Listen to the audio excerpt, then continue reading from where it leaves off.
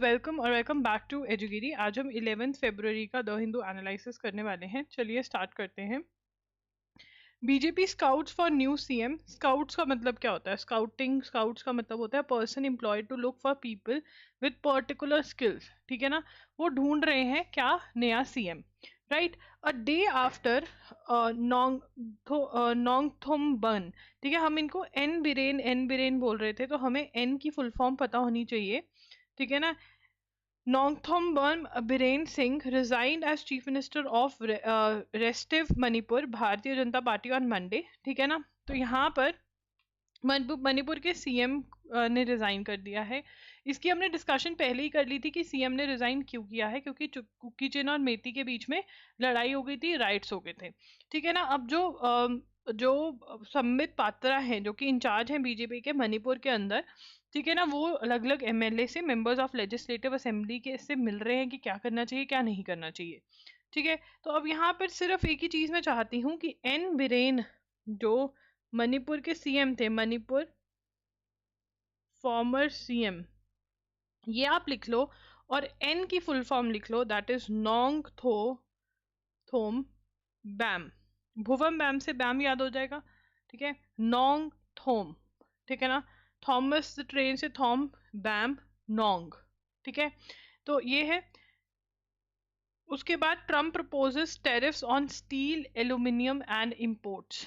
ठीक है ना, ट्रम्प्स नहीं, ट्रम्प जो है वो कह रहे 25% टेरिफ लगाऊंगा। ठीक है ना, जो भेज रहे हैं स्टील, एल्यूमिनियम इंपोर्ट कर रहे हैं। ठीक है, कनाडा और मेक्सिको पे भी लगेगा। ठीक है ना, तो यहाँ पे हमने इतना ही लिखना है, president of USA will impose 25% tariffs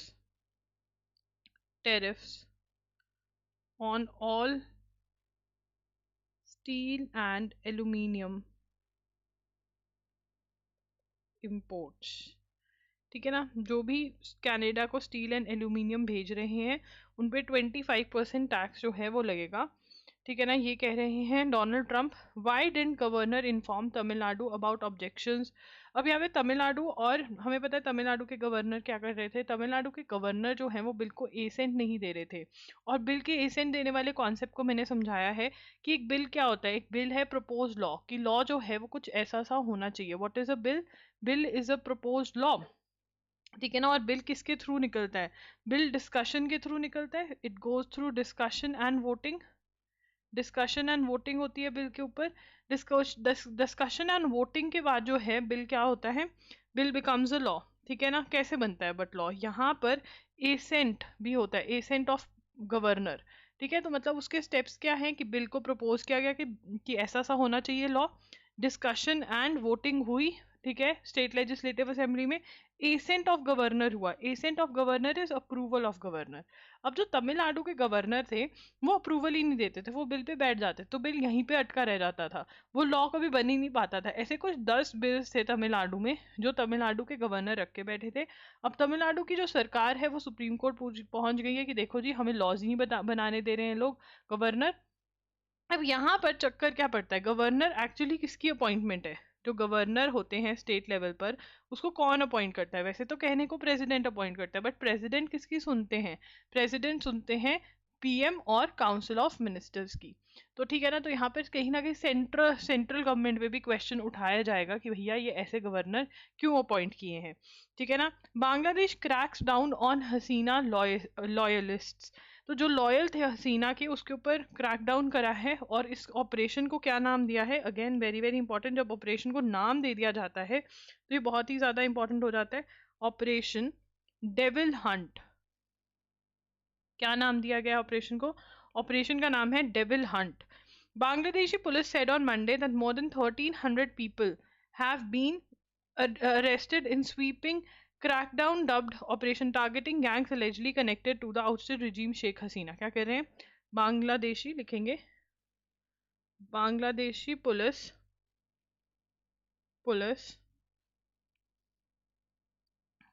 arresting gangs or targeting gangs allegedly connected to the ousted regime of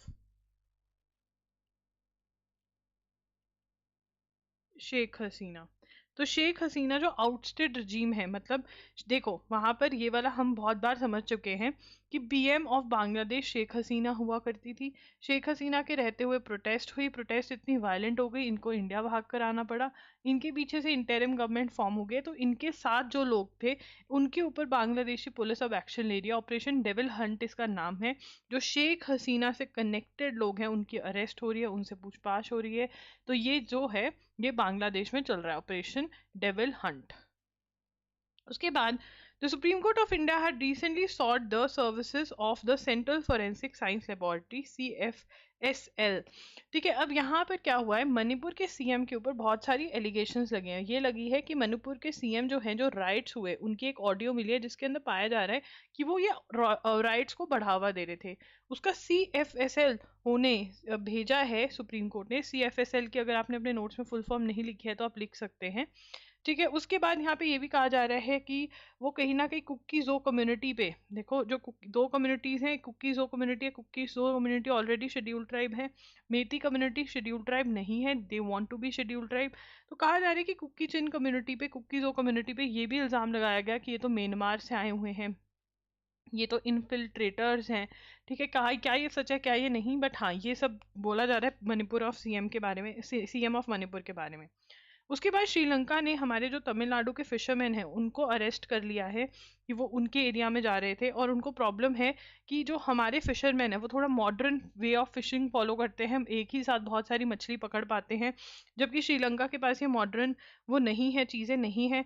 तो यहाँ पे IMBL को क्रॉस कर लिया था इन्होंने, फिशरमैन ने, दैट इज इंटरनेशनल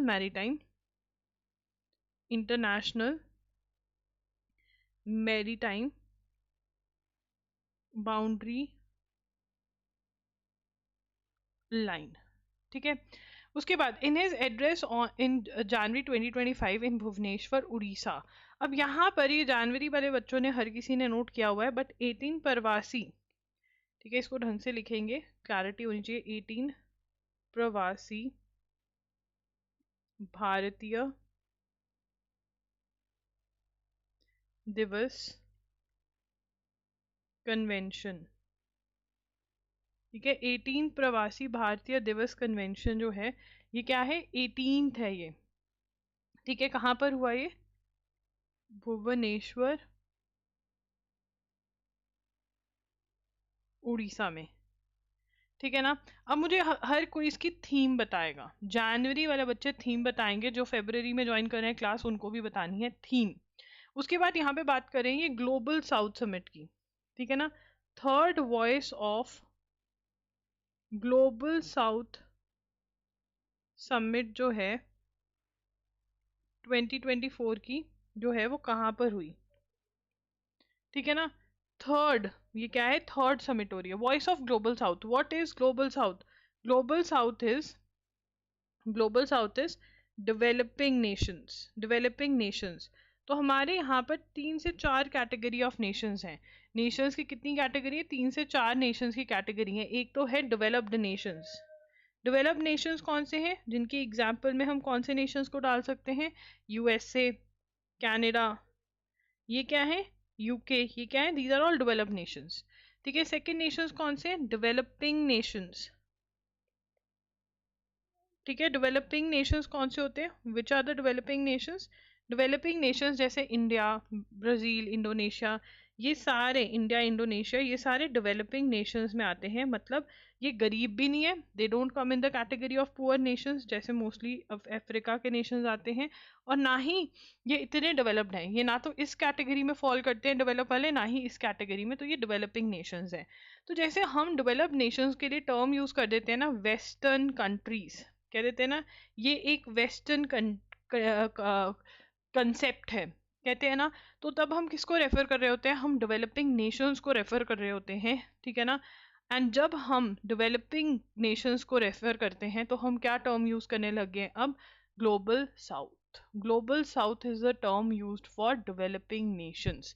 तो ये जो समिट है, ये जो ग्लोबल साउथ की समिट है, ये जो third voice of global south की समिट है 2024, ये क्या है? ये डेवलपिंग नेशंस की आवाज है। कौन सी? डेवलपिंग नेशंस क्या चाहते हैं, ये उस चीज की आवाज है। ठीक है, उसके बाद जो नेक्स्ट चलेंगे, और ये इंडिया ने ऑर्गेनाइज करी 2024 में, ठीक है ना, इंडिया ने होस्ट करी, इंडिया होस्टेड दिस समिट। ठीक है, उसके बाद आगे चलेंगे हम यहाँ पर। उसके बाद एक स्कीम लेकर आए थे नरेंद्र मोदी, ठीक है, जिसका नाम है लाइफ। अब ये क्या कहते हैं कि अर्थ को बचाना बहुत जरूरी है, ठीक है ना। लाइफ क्या है? लाइफस्टाइल फॉर इन्वायरमेंट, जिसमें नरेंद्र मोदी जी ने क्या कहा, हमारे पीएम ने कहा कि इनकरेजेस, ये क्या करती है? इनकरेजेस लो कंजम्पशन लाइफस्टाइल, कि हम अपना जीवन ऐसे जिएं कि हम अर्थ को भी ध्यान में रखें। ठीक है, एक एग्जाम्पल बहुत ज्यादा चल रहा है, ठीक है, मैरिज का सीजन जैसे ही आ जाता है तो लोग बोलते हैं कपड़े रिपीट मत करो, ठीक है ना, नए कपड़े लेते रहो, पुराने फेंकते रहो। बट क्या ये इन्वायरमेंट के लिए अच्छा है? Is it good? Pocket friendly तो ये कतई नहीं है, बट क्या ये इन्वायरमेंट के लिए अच्छा है? क्योंकि उन कपड़ों को बनाने में, उन कपड़ों की सब चीज़ों में बहुत चीज़ें इन्वायरमेंट की जाती हैं, राइट। तो मोदी जी कहते हैं कि आप ऐसा जीवन व्यतीत करें जिसके अंदर आप अर्थ के बारे में भी सोचें, अपना लाइफस्टाइल अपने पैसों के हिसाब से ही नहीं सोचें, बल्कि ठीक है अपने लाइफस्टाइल को लो कंजम्पशन वाला रखें, मिनिमलिज्म की तरफ जाएं। तो ये किसका आइडिया था? पीएम मोदी का आइडिया था, came up with the concept.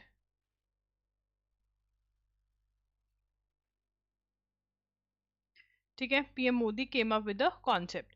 उसके बाद आगे चलेंगे। अब फिर बात हुई G20 की, तो G20 2023 के अंदर, कौन सी ईयर में इंडिया में हुई? G20 2023 के अंदर इंडिया के अंदर हुई। ठीक है, G20 कहाँ पर हुई? 2023 में इंडिया के अंदर हुई, और यहाँ पर African union was made the member of G20। African union was made the member of, African union was made the member of G20। तो अफ्रीकन यूनियन जो है वो G20 का पार्ट बन गई थी। ठीक है, अब उसके बाद आगे चलेंगे। यूसीसी आ गया है, क्या आ गया है? UCC, that is uniform civil code आ गया है। कहाँ पर आ गया है uniform civil code? And what is the concept of uniform civil code? पहले इसका नॉर्मल बैकग्राउंड लिखते हैं यूनिफॉर्म सिविल कोड का इधर, ठीक है ना, नॉर्मल बैकग्राउंड लिखेंगे यूनिफॉर्म सिविल कोड का। तो यूनिफॉर्म सिविल कोड क्या है? और ये मैं एक ही बार नोट्स बनवा रही हूँ, फेब्रवरी के महीने के लिए दोबारा से नहीं बनाऊंगी। यूनिफॉर्म सिविल कोड की जो बात है वो हमारी कॉन्स्टिट्यूशन ऑफ इंडिया में करी हुई है। आर्टिकल 44 ऑफ इंडियन कॉन्स्टिट्यूशन जो है वो यूसीसी के बारे में बात करती है। यूसीसी क्या है पहले हम बाद में बात करेंगे, बट आर्टिकल 24 का जो जिक्र किया हुआ है वो कौन सी हेडिंग के अंदर किया हुआ है? It is a directive principle of state policy. क्या है? Directive principle of state policy है। ये क्या है? डायरेक्टिव प्रिंसिपल, डीपीएसपी है, this is a directive principle of state policy. ठीक है ना, how is directive principle of state policy different from fundamental rights? ये बहुत बड़ा इंपॉर्टेंट क्वेश्चन है। ठीक है, देखो यार, directive principle of state policy है क्या? Directive principle of state policy are certain principles, जो सर्टेन प्रिंसिपल्स, ठीक है, that are not enforceable, that are not, that are not enforceable. अब ये क्या कहने की कोशिश कर रहे हैं? क्या कहने की कोशिश कर रहे हैं ये लोग यहाँ पर? Directive principle of state policies कुछ ऐसी प्रिंसिपल्स हैं, ठीक है ना, जो कॉन्स्टिट्यूएंट असेंबली, कॉन्स्टिट्यूएंट असेंबली कौन है? जिन्होंने हमारी कॉन्स्टिट्यूशन बनाई, जिन्होंने हमारी कॉन्स्टिट्यूशन बनाई, वो कहते हैं कि देख लो, अगर तुमसे ये प्रिंसिपल्स एप्लीकेबल होंगे तो बहुत बढ़िया है, नहीं भी एप्लीकेबल होंगे तो भी चलेगा। नॉट इन्फोर्सिएबल का मतलब क्या है? We cannot go to court if they are not made applicable. We cannot go to court if they are not made applicable। ठीक है, अगर ये इन्फोर्स नहीं किए जाते हैं, लॉ इन पे नहीं आता है, हम कोर्ट में नहीं जा सकते कि देखो सरकार इसको नहीं लागू करिए, क्योंकि डीपीएसपी का मतलब ही ये है, इसका कॉन्सेप्ट ही ये है कि सरकार को प्रिंसिपल्स दे दिए कि अगर कभी तुम्हें लगे कि तुम्हें अप्लाई करना है, कर सकते हो तो कर दो, नहीं तो रहने दो। To the contrary, fundamental rights क्या है हमारे? Fundamental rights are enforceable, they are enforceable. हमारी अगर फंडामेंटल राइट्स वायलेट हो जाती हैं तो it is very very much problematic. Enforceable का मतलब क्या है कि इनको आप लागू कर सकते हो, मतलब you can go to the court, you can go to the court if they are not enforced, if they are not enforced, अगर ये enforce नहीं होते हैं, ठीक है ना, तो आप कोर्ट जा सकते हैं। आपकी फंडामेंटल राइट्स वायलेट हो जाती हैं, इन्फोर्स्ड या अगर वायलेटेड होती हैं, तो आप कहाँ जा सकते हो, आप कोर्ट जा सकते हो। So this is what is the difference between DPSP, that is directive principle of state policy, and fundamental rights. अब हमारे पास आता है कॉन्सेप्ट ऑफ यूसीसी की यूसीसी है क्या। यूसीसी है कि यूनिफॉर्म लॉज होने चाहिए। अब यूनिफॉर्म लॉज किस में, मतलब हर चीज में यूनिफॉर्म लॉज ही तो है, बट वो कह रहे हैं in the area of divorce, in the area of marriage, in the area of succession, ठीक है ना, जो लॉज हैं वो दे आर नॉट सेम। जो डाइवोर्स मैरिज सक्सेशन के लॉज हैं, they are applicable in accordance to, they are applicable in accordance to religion, applicable in accordance to religion. तो वो कहते हैं ये गलत है, अकॉर्डेंस टू रिलीजन नहीं होनी चाहिए, लॉ सबके लिए एक होने चाहिए, मैरिज डाइवोर्स सक्सेशन के लिए, इररिस्पेक्टिव ऑफ देयर रिलीजन, ठीक है ना। तो दैट इज व्हाट इज, जहां पर यूसीसी लग जाएगा वहां पर हम इस टर्म को यूज करते हैं, पर्सनल लॉज एप्लीकेबल होते हैं। मतलब पर्सनल लॉ का मतलब क्या है कि law is applicable in accordance to one's religion, but वो नहीं होगा, रिलीजन के अकॉर्डिंग लॉ एप्लीकेबल नहीं होगा। उत्तराखंड में जो है, अब लॉ एप्लीकेबल कैसे होगा, सेम लॉज होंगे, सेम लॉज फॉर ऑल, इन कौन सी फील्ड में, कौन सी जगहों पर, डाइवोर्स मैरिज और सक्सेशन की जब बात आती है। तो ये हमारा कॉन्सेप्ट, ठीक है, बहुत बढ़िया तरीके से समझा दिया, तभी कह रही थी दोबारा नहीं समझाऊंगे ऐसे, ठीक है। अब यहाँ पर उत्तराखंड में यूसीसी लगा दिया है, ठीक है। अब बट उसमें कुछ कुछ प्रॉब्लम्स भी हैं, वो क्या प्रॉब्लम्स हैं यूसीसी के अंदर वो समझेंगे। UCC mandates compulsory registration of live in relationships. तो लिव इन रिलेशनशिप्स मैंडेटरी कर दी हैं रजिस्टर करना। अगर आप लिव इन रिलेशनशिप नहीं रजिस्टर करोगे और आप उत्तराखंड में रह रहे हो, तो it is a punishable offence, it is an offence, आपको बताना पड़ेगा सरकार को अगर आप लिव इन रिलेशनशिप में हो।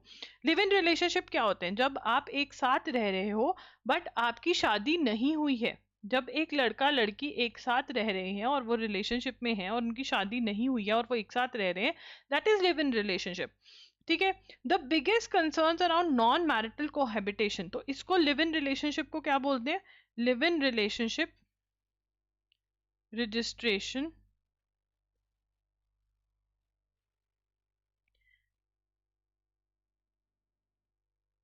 रजिस्ट्रेशन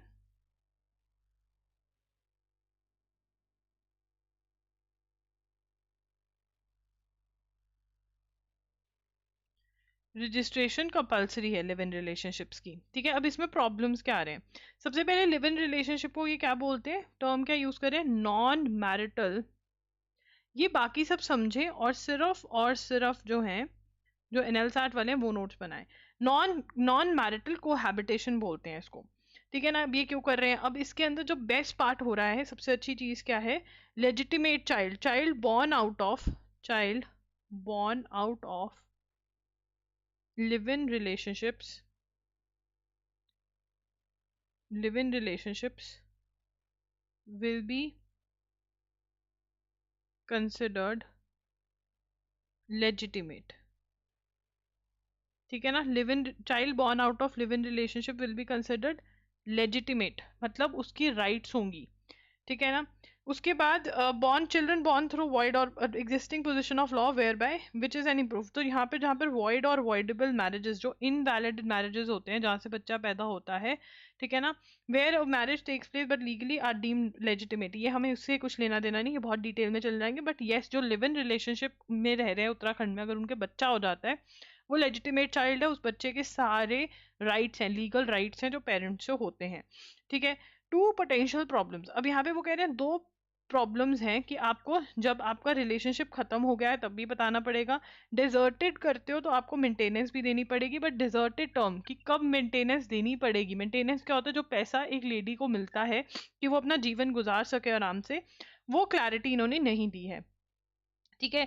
दूसरा ये कह रहे हैं कि पेरेंट्स को, गार्डियंस को भी इन्फॉर्म किया जाएगा अगर जो बच्चे हैं वो 21 ईयर से कम की एज के हैं और वो इकट्ठे रह रहे हैं एक साथ, तो पेरेंट्स को भी इन्फॉर्म किया जाएगा। ठीक है, ये बोला जा रहा है। तो ये आप पढ़ सकते हैं, 21 इज यंगर देन 21 ईयर्स। ठीक है, पेरेंट्स को इन्फॉर्म किया जाएगा। तो ये सारे हम नोट्स ऑलरेडी बना चुके हैं, बट एनएल सैट वालों के लिए लिव इन रिलेशनशिप रजिस्ट्रेशन जो है, live in relationship registration, good और बैड, ये टॉपिक प्लीज प्रिपेयर कर लें सभी। ठीक है, अब आगे चलेंगे। The national geospatial mission. Geospatial mission का मतलब क्या होता है? Geospatial data refers to information which is geographic component. It includes data related to locations, landscape, physical structure. Geospatial data can be derived from satellite imagery and used to create maps. ठीक है, अब यहाँ पर ये क्या है? What is this? This is national, क्या है ये? नेशनल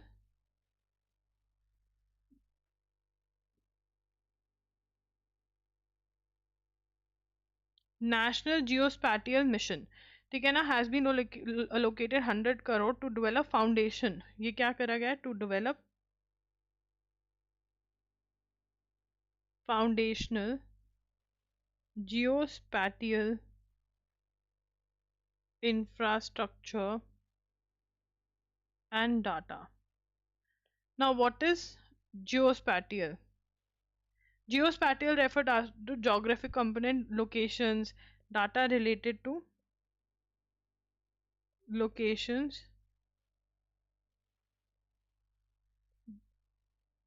derived from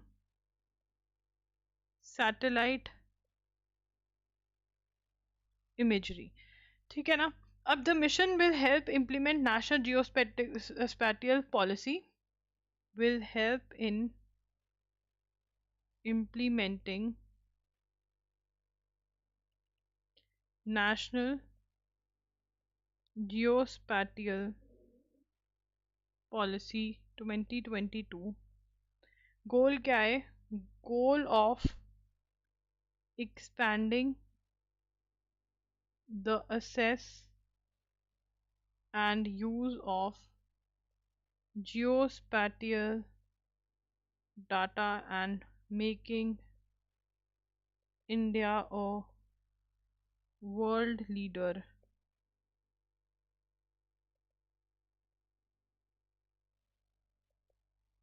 ठीक है, अब यहाँ पर हम इसको समझते हैं। What is national geospatial mission? Geospatial का मतलब क्या होता है? आप लोकेशन, फिजिकल स्ट्रक्चर, लैंडस्केप्स का डाटा इकट्ठा करो सैटेलाइट के थ्रू। ठीक है, मैप्स बनाने के लिए ये सारा डाटा इकट्ठा करा जाता है। तो इंडिया जो है जियोस्पैटियल इंफ्रास्ट्रक्चर एंड डाटा जो है इकट्ठा करना चाहता है, इंफ्रास्ट्रक्चर बनाना चाहता है और डाटा इकट्ठा करना चाहता है, और इसी के लिए नेशनल जियोस्पैटियल मिशन लेकर आया है। नेशनल जियोस्पैटियल पॉलिसी जो है वो 2022 में आ गई थी। ये जो मिशन है ये इसी पॉलिसी को इम्प्लीमेंट करेगा।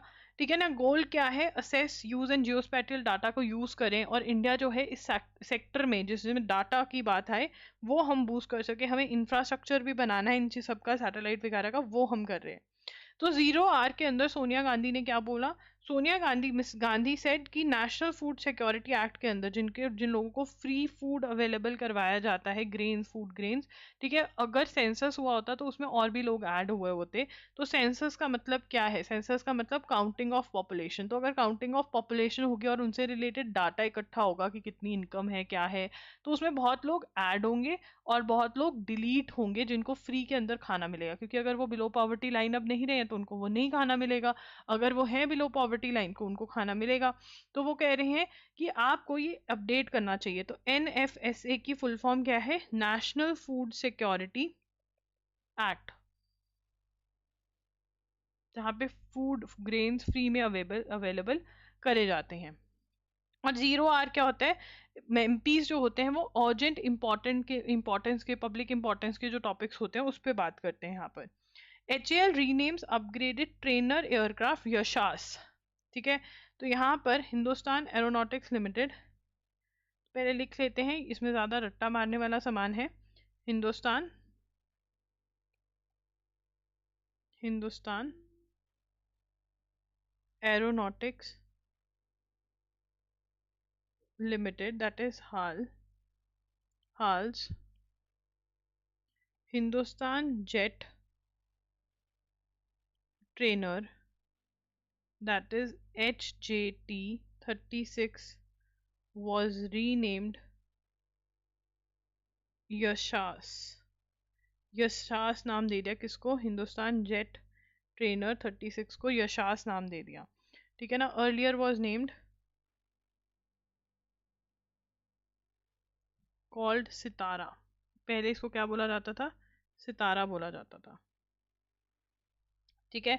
उसके बाद India UK sign several agreements to strengthen defence cooperation. United Kingdom और इंडिया ने बहुत सारे अग्रीमेंट साइन किए। United Kingdom on Monday announce the formal launch of defence partnership India DP1 dedicated cell within UK ministry of defence for deepening cooperation with India. तो ministry of defence में एक dedicated cell होगा, ठीक है ना, ministry of defence में, जो India के साथ कोऑपरेट करेगा डिफेंस सेक्टर में।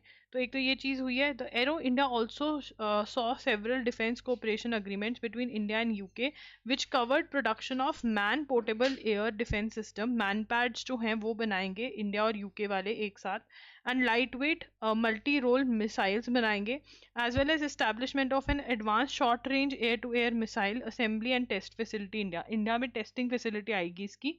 A statement of intent was also signed to design and develop an integrated full electric propulsion system for Indian Navy ships। तो ये हुआ agreement. The UK Thales UK and Bharat dynamics जो हैं signed a contract that will deliver laser beam riding manpads with an initial supply of star streak high velocity missiles।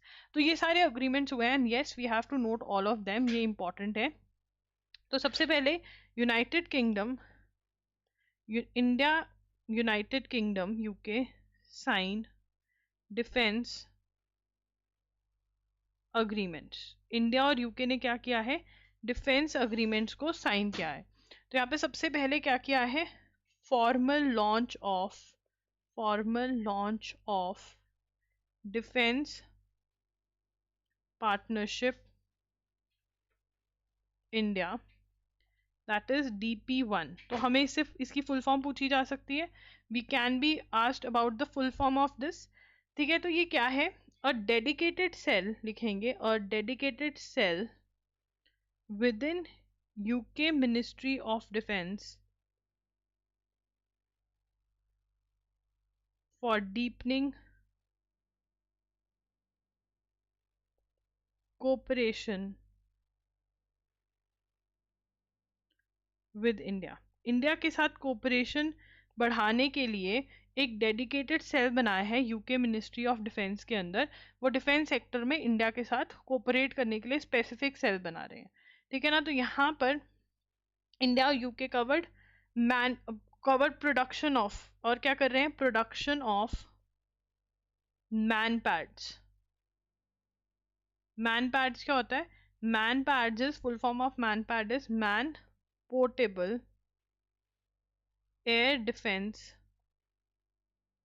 Systems, ठीक है ना। और ये यहाँ पर किसका? That will deliver laser beam riding MANPADS, ठीक है। उसके बाद एंड LLM क्या होती है? LLM नहीं, LMM।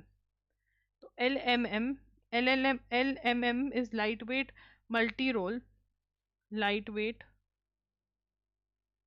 मल्टी रोल मिसाइल्स, ठीक है। एडवांस शॉर्ट रेंज मिसाइल्स भी बनाएंगे। असराम का फुल फॉर्म आपको पता होना चाहिए, ये लिख सकते हो आप, ठीक है ना। और इंटेंट साइन क्या है? Full electric propulsion system. And ये थर्ड लिखेंगे, इंटेंट क्या क्या है, what have they done.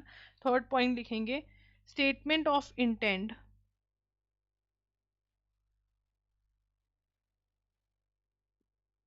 Sign to design and develop an integrated full electric propulsion IFEP system from Indian Navy for Indian Navy ships। तो ये क्या बनाना चाहते हैं? Integrated full electric propulsion system for Indian navy ships. ये intent है, चाहा है, ठीक है। अभी इसमें रहा नहीं हुई है, सिर्फ चाहा है, ठीक है, और जो चौथा पॉइंट है वो ये है, UK and Thales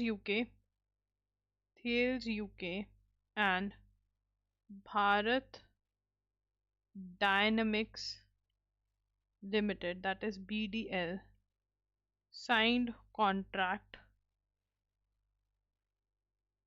that will deliver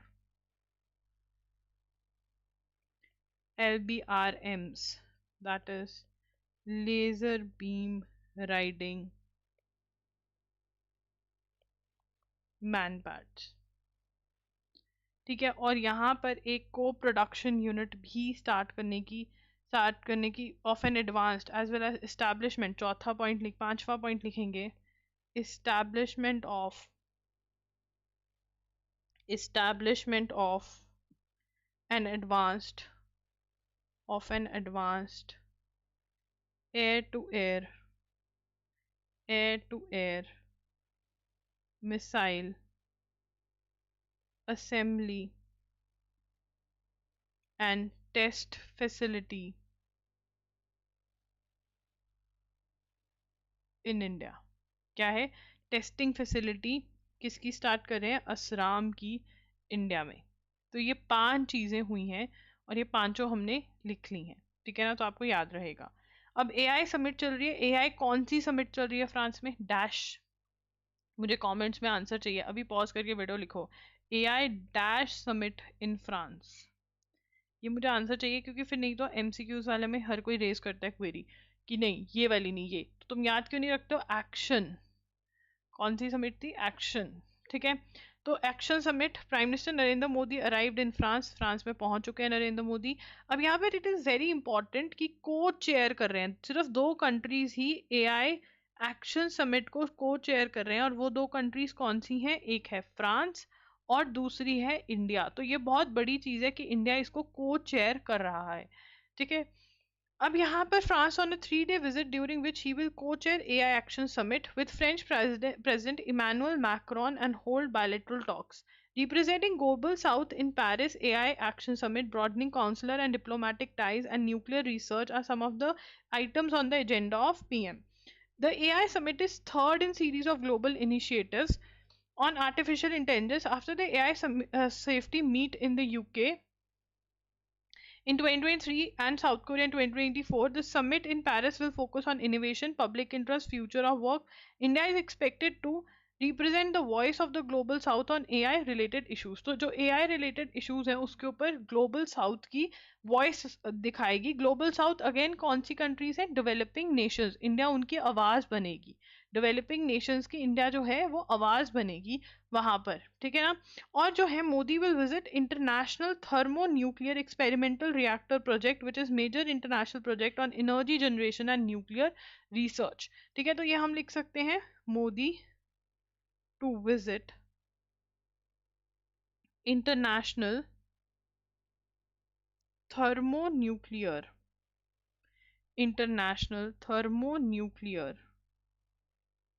experimental reactor, that is ITER. ठीक है ना, प्रोजेक्ट इन फ्रांस. अब यहाँ पे हमें ITER की फुल फॉर्म पूछ सकते हैं, और ये प्रोजेक्ट में क्या है. ठीक है ना, मेजर इंटरनेशनल प्रोजेक्ट. ये क्या है, this is a major international project on energy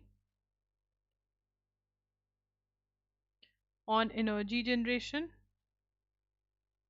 and nuclear research.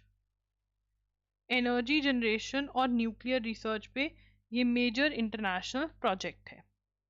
उसके बाद, how can convicted persons return to make laws आज सुप्रीम कोर्ट. तो अब सुप्रीम कोर्ट में एक केस चल रहा है कि अगर कोई कन्विक्टेड है, ठीक है ना, now who is a convicted person. Convicted person वो होता है proven guilty.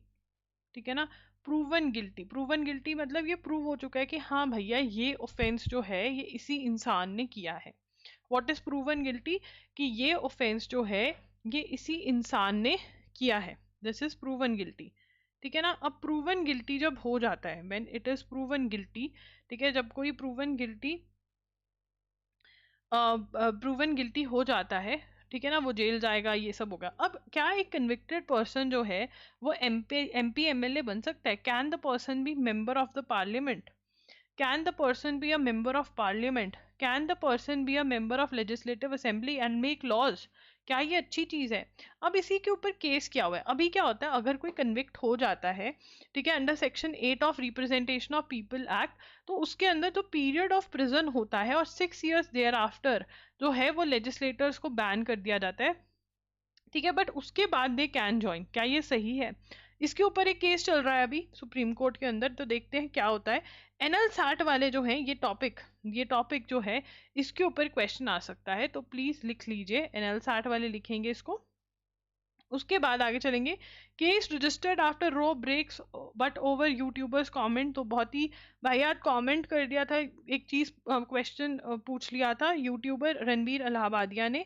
It was a sexual remark, ठीक है ना, the question was related to sexual remarks, ठीक है, एंड उनके अगेंस्ट एफआईआर हो गई है, वो वीडियो भी रिमूव कर दिया गया है। India got latent YouTube show का नाम था, और समय रायना जो कॉमेडियन है वो इसको होस्ट कर रहे थे, ठीक है, और यूट्यूबर रणबीर इलाहाबादिया पे बहुत ज्यादा इस बारे में क्वेश्चन हो रहा है, ठीक है। Extending the last nuclear arms pact with US doubtful says Russia. तो अब यहाँ पर यूएस और रशिया का जो पैक्ट चल रहा है न्यूक्लियर से रिलेटेड, उसका नाम क्या है? New start. न्यू स्टार्ट के अंदर जो स्टार्ट की फुल फॉर्म है वो क्या है? It is strategic arms reduction treaty, ठीक है ना, was last remaining arms reduction pact between former cold war rivals, USA और Russia former cold war rivals के बीच में, कि न्यूक्लियर कम करना है, वेपन कम करना है, उसके ऊपर। Caps to 100,550 the number of nuclear warheads that can be deployed by Russia and USA, ठीक है, तो इसको हम लिखेंगे, ये इंपॉर्टेंट है, बहुत ज्यादा न्यूज में आ रही है ये, तो फॉर वंस एंड ऑल इसको अच्छे से नोट कर लेते हैं। That is new start. कौन सी है ट्रीटी ये? New start. Now start stands for strategic arms reduction treaty, ठीक है ना। अब जो आर्म्स रिडक्शन ट्रीटी है उसमें क्या मिल रहा है? आर्म्स रिडक्शन ट्रीटी जो है उसके अंदर ये क्या ट्रीटी है?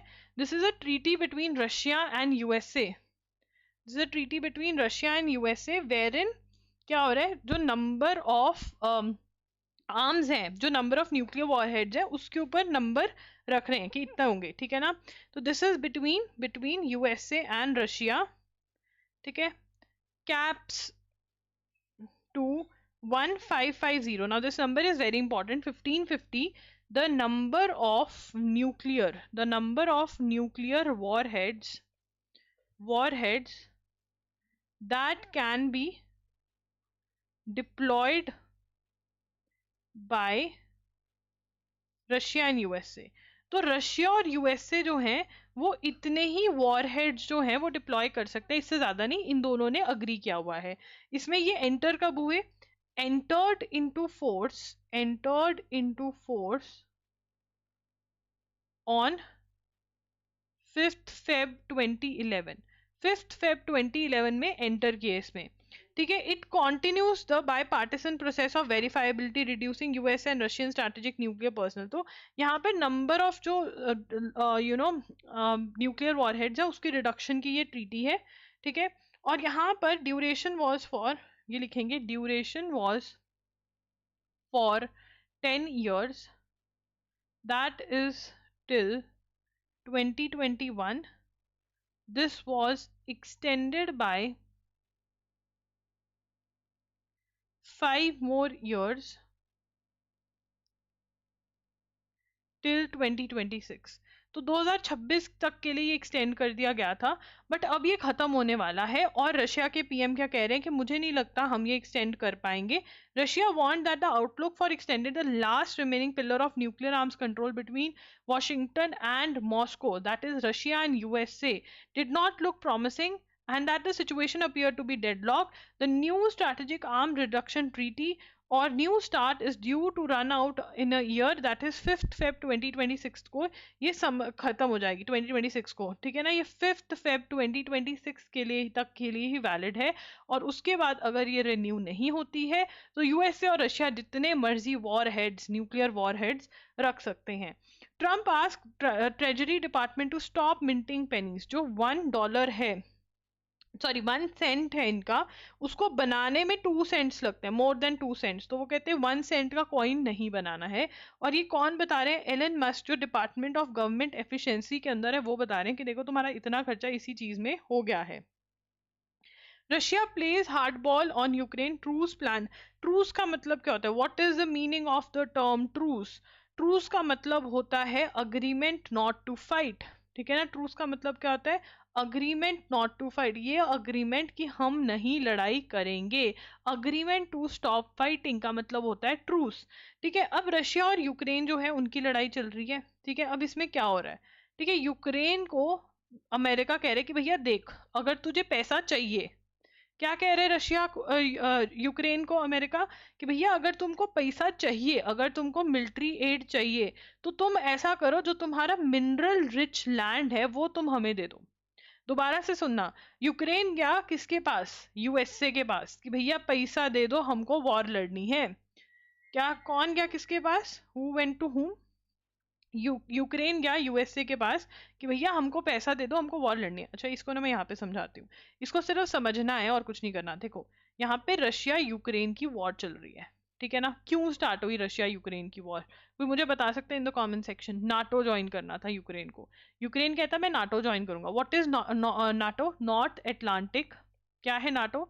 नॉर्थ एटलांटिक ट्रीटी ऑर्गेनाइजेशन, ठीक है ना। अब नॉर्थ अटलांटिक ट्रीटी ऑर्गेनाइजेशन का फायदा क्या है इसको ज्वाइन करने का? अगर कोई मेंबर, एक मेंबर पे अटैक होता है तो बाकी सारे भी कहते हैं हम पे अटैक हो गया, मतलब एक पे अटैक किया, लड़ाई सभी करेंगे तुम्हारे साथ, ठीक है ना। तो यूक्रेन कहता मुझे नाटो ज्वाइन करनी है। अब नाटो के जो हेड मेंबर्स है वो कौन है? यूएसए, यूरोप, जो सारे जिसके साथ रशिया की कुछ ज्यादा बनती नहीं है, ठीक है ना।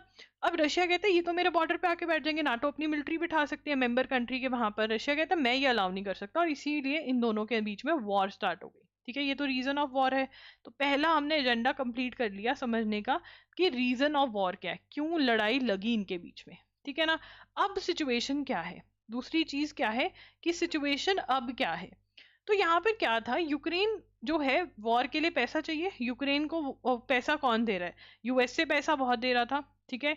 यूरोपियन कंट्रीज दे रही हैं पैसा, बट अब मैंने कहा यूएसए बहुत पैसा दे रहा था, तो यूएसए के अंदर चेंज ऑफ पावर हुआ है। जो बाइडेन ने बहुत पैसा दिया, ठीक है। वॉर लगने का मेन कारण ही ये था कि जो बाइडेन ने कहा वीर तुम बड़े चलो, हम तुम्हारे पीछे हैं, ठीक है। वीर बड़ा चला, बट अब वीर जो था वो तो आगे निकल गया, बट पीछे जो सपोर्ट थी वो चेंज हो गई। ट्रंप ने बोला है कि भैया पहले तो तुम हिसाब करो आके। क्या हिसाब करो? जो तुमको मिलिट्री एड, मतलब जो पैसा गया है, उसके बदले में तुम हमें लैंड दो। और लैंड कौन सा दो?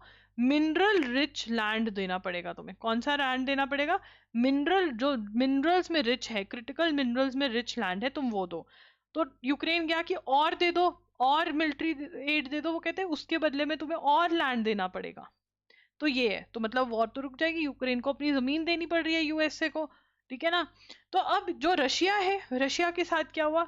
रशिया जो है उसके ट्रम्प के साथ, जो उसके व्लादिमीर पुतिन है, पुतिन और ट्रम्प की बढ़िया बनती है, ठीक है ना। और यहाँ पर यूएसए तो ये भी कह रहा है कि भैया अगर सारा, मतलब जो यूक्रेन का लैंड रशिया ले गया तो ले भी गया, तो क्या ही फर्क पड़ता है, यूक्रेन रशिया भी बन सकता है। रशिया यूक्रेन ऐसी सी बातें कर रहा है, क्रिप्टिक मतलब पोस्ट जो होती है वैसी सी है। पढ़ लेते हैं ये क्या कह रहे हैं। Russia's point man for realisations with United States, तो यहाँ पे ये गए, ठीक है। कॉन्वर्सेशन हुई ट्रम्प के साथ, तो वो कह रहे हैं कि मेरी बात हो चुकी है, ठीक है ना। अब यहाँ पे रशिया क्या कह रहा है, ठीक है। अब वॉर बंद करने की बात करते हैं। थर्ड क्या है कि वॉर जो है वो खत्म कैसे होगी, एंड कैसे होगा, दी एंड। यूक्रेन कह रहा है कि मेरा जितना लैंड रशिया ले गया ना, रशिया को बोलो मेरा लैंड वापस करेगा। रशिया कहता है हट वो नहीं हो सकता, जो लैंड में ले गया वो लैंड मेरा, ठीक है ना, बाकी सब छोड़ दो, इसलिए तू चला जा। तो अब देखते हैं क्या कहाँ पर बातचीत होती है। बट अभी ये हो रहा है, पेजेश्कियन जो है, मसूद पेजेश्कियन जो है ईरान के प्रेसिडेंट हैं, ठीक है ना। और वो कह रहे हैं कि यूएसए हमारे ऊपर बहुत प्रेशर डाल रहा है, ये सब कर रहा है, तो वो तो हमें पता ही है। China lays down conditions for Dalai llamas Tibet return. तो तिब्बत जो है, ठीक है। चाइना कहते हैं कि Tibet is part of China, ठीक है ना, तिब्बत कहता है हम इंडिपेंडेंट है, अलग हैं।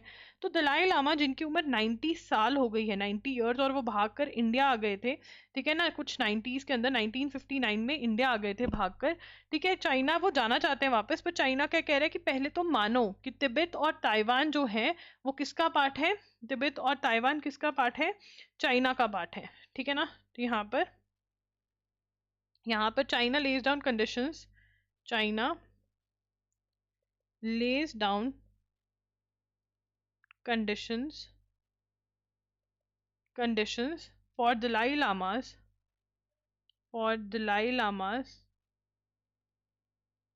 Tibet return, ठीक है ना। कंडीशन क्या है, what is the condition? Dalai Lama needs to openly recognize that Tibet and Taiwan are inalienable parts of China, ठीक है ना, whose sole legal government is that of People's Republic of China। तो मतलब कि जो China की government है वो ही इन पे रूल करती है, तिब्बत और ताइवान पे। और इनएलिएनेबल पार्ट्स ऑफ चाइना का मतलब कि इसको चाइना, इन दो एरियाज को चाइना से कोई अलग नहीं करता है। बट जो दलाई लामा है वो इस कॉन्सेप्ट को रिजेक्ट करते हैं। वो कहते हैं तिब्बत जो है वो इंडिपेंडेंट है। और एग्जाइल लीडर, ये नेक्स्ट पॉइंट बनेगा हमारा, exiled leader of Tibetan Buddhism fled Tibet in 1959 for India after failed uprising against Chinese rule but has expressed a desire to return।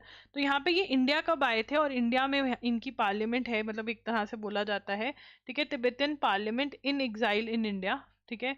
तो ये यहाँ पर है। So guys that's it. अगर आपको कुछ भी बाय करना है आप हमारी वेबसाइट loggery.in पर जा सकते हो। वहाँ पर MHCET 3 years and 5 years के अपडेटेड मॉक टेस्ट अवेलेबल हैं, CUT UG PG के मॉक टेस्ट अवेलेबल हैं, JMI AMU अलीगढ़ मुस्लिम यूनिवर्सिटी के मॉक टेस्ट अवेलेबल है, पंजाब यूनिवर्सिटी 3 years और 5 years के भी अवेलेबल है, TS लॉ CET 5 years के अवेलेबल है, इलाहाबाद यूनिवर्सिटी के मॉक टेस्ट आपको अवेलेबल करवाए गए हैं loggery.in पर। इन सब के साथ आपको जून 2024 से लेकर मंथ ऑफ एग्जाम 2025 तक के करंट अफेयर्स MCQs बिल्कुल फ्री ऑफ कॉस्ट मिल रहे हैं, तो जो वो जा करके आप बाय कर सकते हैं, ठीक है। एंड साथ ही में बंडल्स अवेलेबल हैं, जनवरी 2025 वन शॉट्स के पार्ट 1 और पार्ट 2 अवेलेबल हो गए हैं करंट अफेयर्स के। अगर आपको वो बाय करने आप कर सकते हैं। ये सब कुछ loggery.in पर अवेलेबल है। अगर आपको सेशन अच्छा लगा तो कमेंट करके ज़रूर से बताना, ये बहुत ज़्यादा मुझे अच्छा लगता है जब आप कमेंट करते हो। Do like the video, do subscribe to the channel, ठीक है ना। एंड जो आज का क्वेश्चन है वो आपके लिए ये है कि इंडिया जो PM मोदी जो हैं वो AI समिट के लिए, AI एक्शन समिट के लिए कहाँ पर गए हैं 2025 के अंदर, और यही एक्शन समिट जो है 2024 में कहाँ पर हुई थी। कमेंट्स में ज़रूर आंसर करना। Thank you for watching the video, bye bye, take care.